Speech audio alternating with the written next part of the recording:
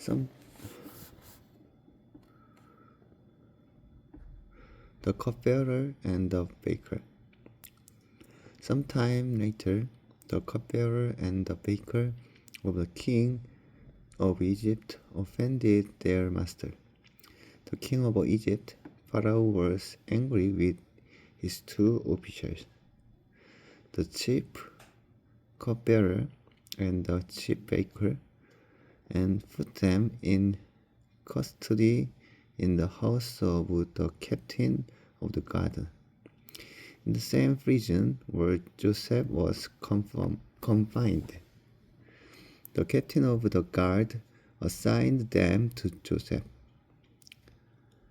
and he attended them. There they had been in custody for some time, each of two men, the cupbearer and the baker of the king of Egypt, who were being held in prison, had a dream the same night, and each dream had a meaning of its own. When Joseph came to them the next morning, he saw that they were dejected. So he asked Pharaoh's officials, who were in custody with him in his master's house, "Why do you look so sad today?" "We both had a dream," they answered, "but there is no one to interpret them." Then Joseph said to them, "Do not interpretations belong to God? Tell me your dreams." So the chief cupbearer told Joseph his dream. He said to him, "In my dream I saw vine in front of me, and on the vine were 3 branches. As soon as it budded, it blossomed, and its cluster refined it into grape. Pharaoh's cup was in my hand, and I took a grapes, squeezed them into Pharaoh's cup, and put the cup in his hand. This is what it means." Joseph said to them, "The 3 branches are 3 days. Within 3 days, Pharaoh will lift up your head and restore you to your free position, and you will put Pharaoh's cup in his hand, just as you used to do when you were his cupbearer. But when all goes well with you, remember me and show me kindness. Mention me to Pharaoh, get me out of this prison. I was possibly carried off from the land of Hebrew, and even here I have done nothing to deserve being put in a dungeon." When the chief baker saw that Joseph had given a favorable interpretation, he said to Joseph, "I too had a dream. On my head were 3 baskets of bread. In the top basket were all kinds of baked goods for Pharaoh, but the birds were eating them out of the basket on my head." "This is what it means," Joseph said. "The 3 baskets are 3 days. Within 3 days, Pharaoh will lift off your head and impale your body on a pole, and the bird will eat away your flesh." Now the 3rd day was Pharaoh's birthday, and he gave a feast for all his officials. He lifted up the head of the chief cupbearer and the chief baker in presence of his officials. He restored the chief cupbearer to his prison. So that he once again put the cup into Pharaoh's hand, but he impaired the chief baker, just as Joseph said to them in his interpretation. The chief cupbearer, however, did not remember Joseph. He forgot him.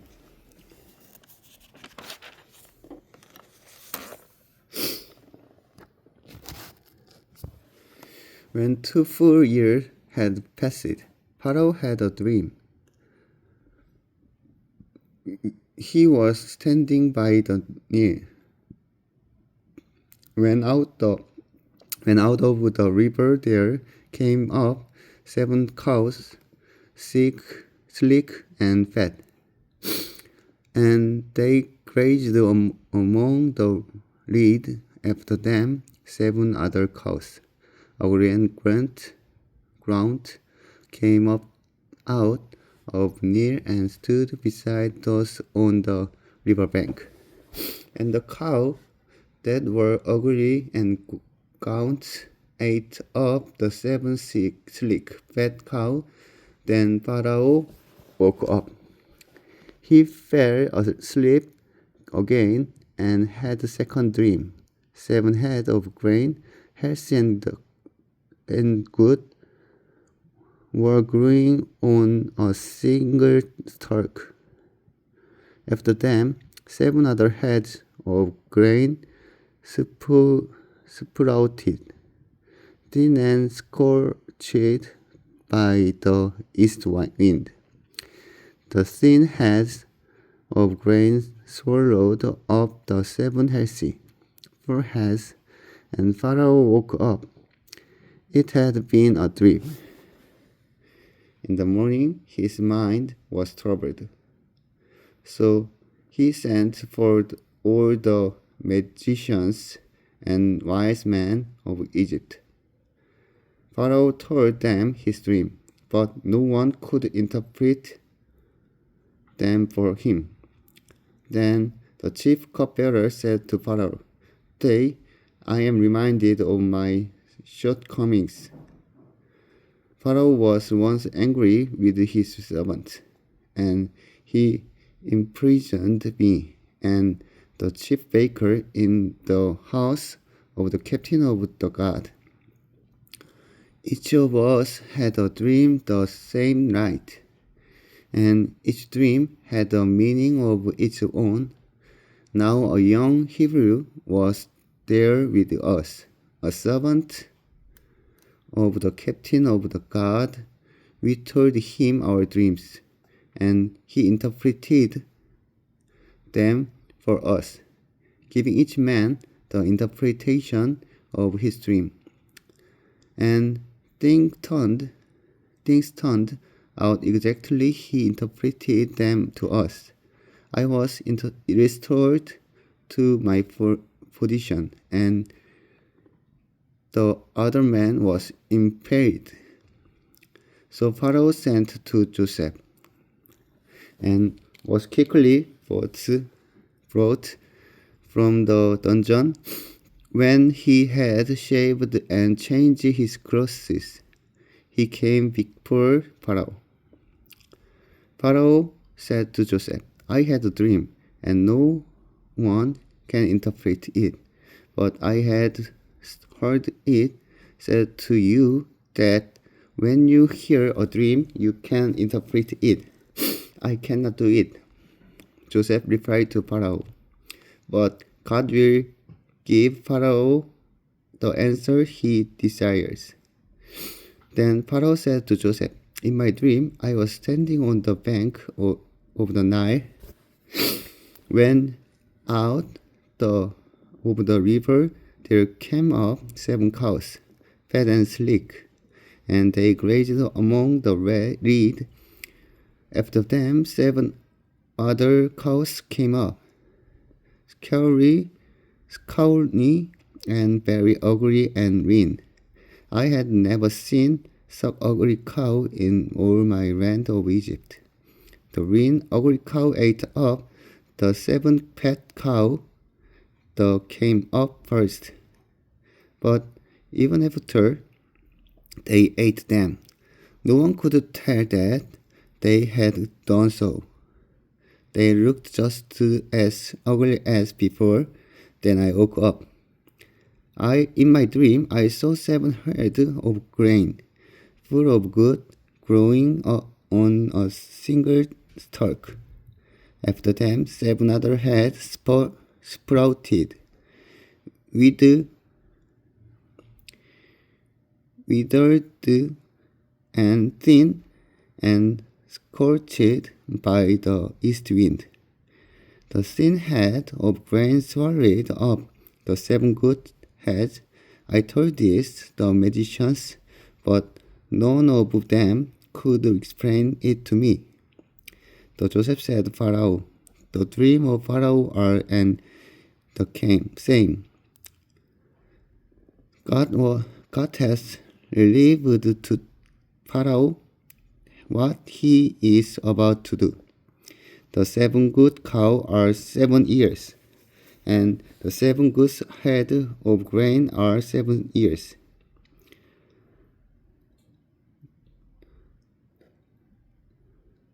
It is one and the same dream. The 7 ugly cows that came up afterward are 7 years, and so are the 7 worthless heads of grain scorched by the east wind. These are 7 years of famine. It is just as I said, Pharaoh. God has shown Pharaoh what he is about to do. 7 years great abundance are coming throughout the land of Egypt. But 7 years famine will follow them. Then all the abundance in Egypt will be forgotten. And the famine will ravage the land. The abundance in the land will not be remembered, because the famine that follow it will be so severe. The reason the dream was given to Pharaoh in 2 forms is that the matter had been firmly decided of God. The God will do it soon. And now let Pharaoh look for a discerning and wise man and put him in charge of the land of Egypt. Let Pharaoh appoint commissioners over the land, take 1/5 of the harvest Egypt during the 7 years of abundance. And they should collect all the food of these good years that are coming and store up the grain under the authority of Pharaoh, to be kept in the cities for food. This food should be held in reserve for the country to be used during the 7 years of famine that will come upon Egypt, so that the country may not be ruined by the famine. The plan seems good to Pharaoh and to all his officials. So Pharaoh asked them, "Can we find anyone like his man? One in whom is the Spirit of God?" Then Pharaoh said to Joseph, "Since God has made all this known to you, there is no one so discerning and wise as you. You shall be in charge of my palace, and all my people are to submit to your orders. Only with respect to the throne will I be greater than you." Joseph in charge of Egypt. So Pharaoh said to Joseph, "I hereby put you in charge of the whole land of Egypt." Then Pharaoh took his signet ring from his finger and put it on Joseph's finger. He dressed him in robe in fine linen and put a gold chain around his neck. He had him ride in chariot as his second in command, and people shouted before him, "Make way!" Thus he put him in charge of the whole land of Egypt. Then Pharaoh said to Joseph, "I am Pharaoh, but without your word, no one will lift hand over food in all Egypt." Pharaoh gave Joseph the name Jephanes Paneah and gave him Asenath, daughter of Potipharah, priest of On, to be his wife, and Joseph went throughout the land of Egypt. Joseph was 30 years old when he entered the service of Pharaoh, king of Egypt. And Joseph went out from Pharaoh's presence and traveled throughout Egypt. During the 7 years of abundance, the land produced plentifully. Joseph collected all of the food produced in those 7 years abundance in Egypt and sold it the cities. In each city, he put the food grown in the field surrounding it. Joseph stored up huge quantity of grain, like the sand of the sea. It was so much that he stopped keeping records because it was beyond measure. Before the year of famine came, 2 sons were born of Joseph by Asenath, daughters of Potipharah, priest of On. Joseph named his firstborn Manasseh and said, "It is because God has made me forget all my trouble and all my father's household." The second son he named Ephraim and said, "It is because God has made me faithful in the land of my suffering."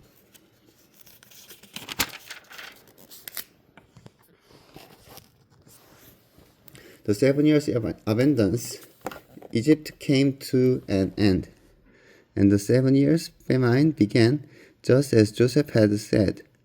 There was famine in all other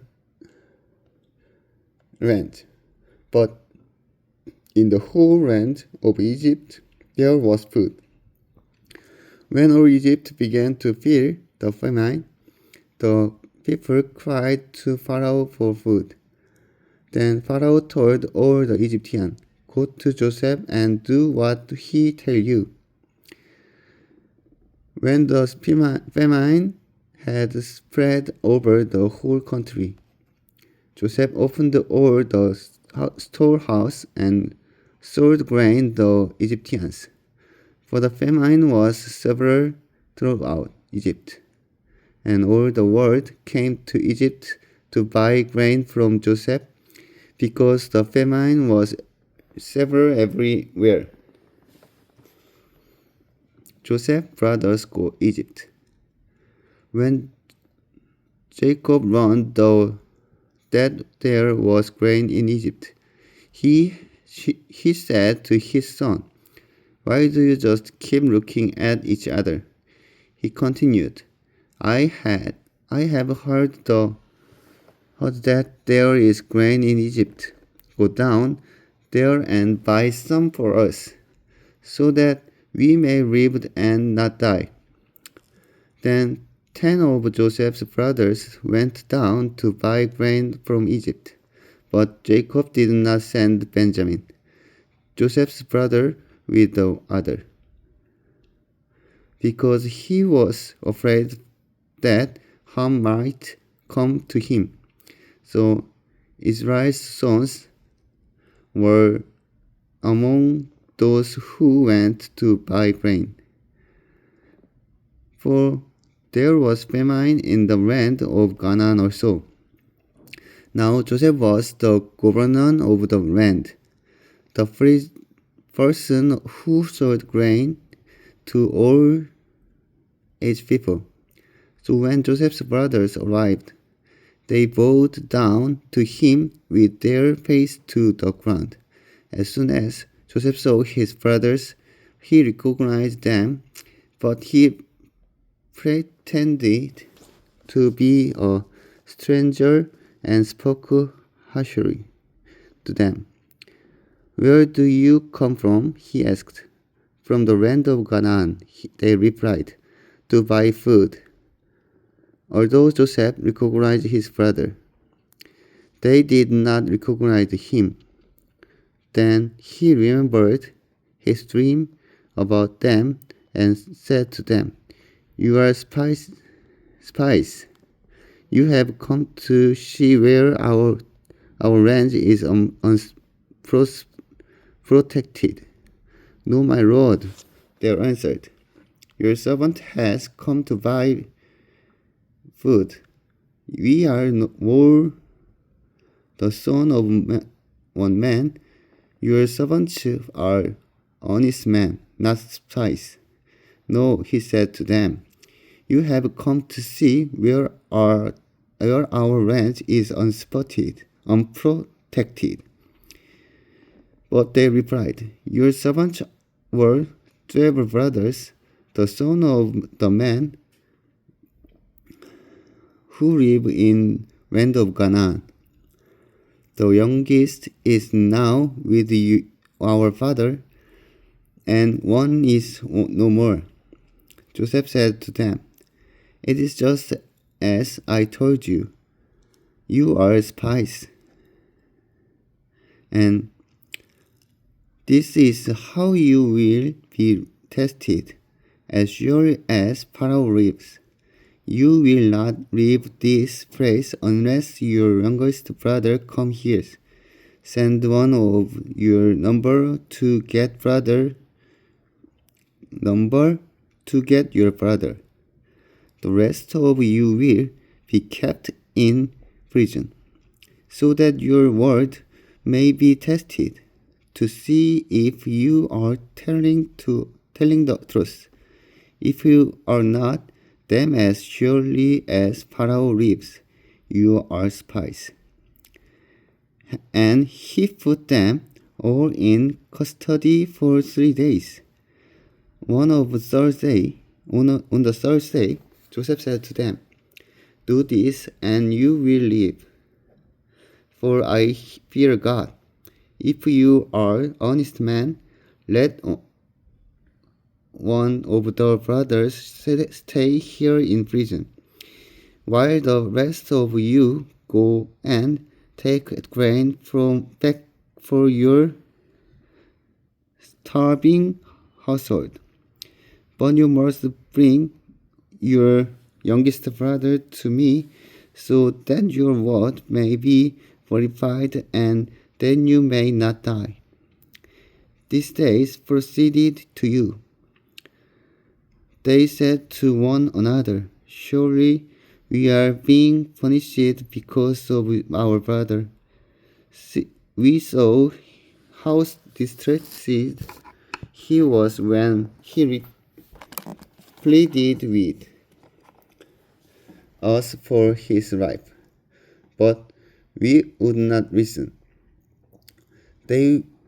That's why this distress has come on us." Reuben replied, "Didn't I tell you not to sign against the boy? But you wouldn't listen. Now we must give an accounting for his blood."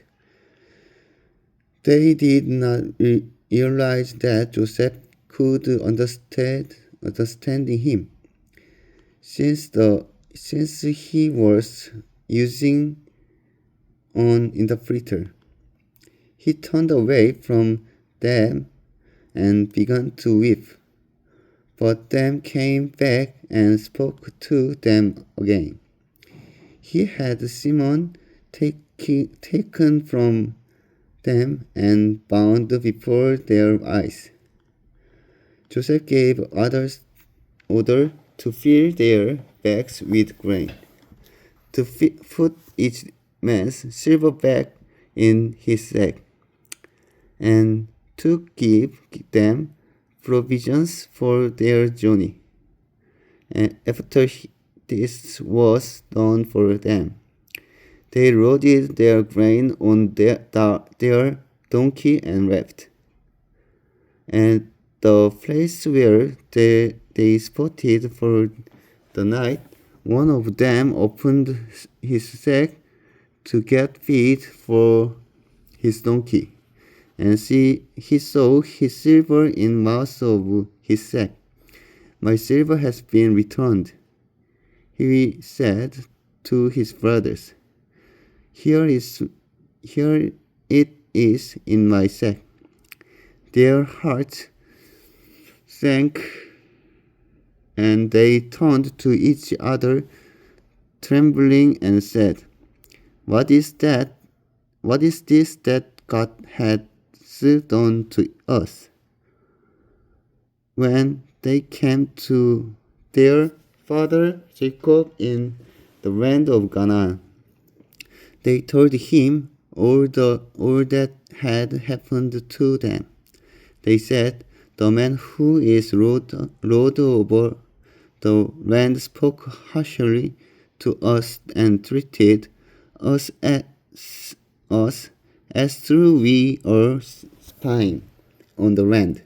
But we said to him, We are honest men. We are not spies. We are 12 brothers. Son of father, one is no more, and the youngest is not now with our father in Canaan. Then the man who is Lord over the land said to us, This is how I will know whether you are honest men. Leave one of your brothers here with me, and take food for your starving household and go. But bring your youngest brother to me, so I will know that you are not spies, but honest men. Then I will give your brother back to you, and you can trade in the land. As they were emptying their sacks, there in each man's sack was his pouch of silver. When they and their father saw the money pouches, they were frightened.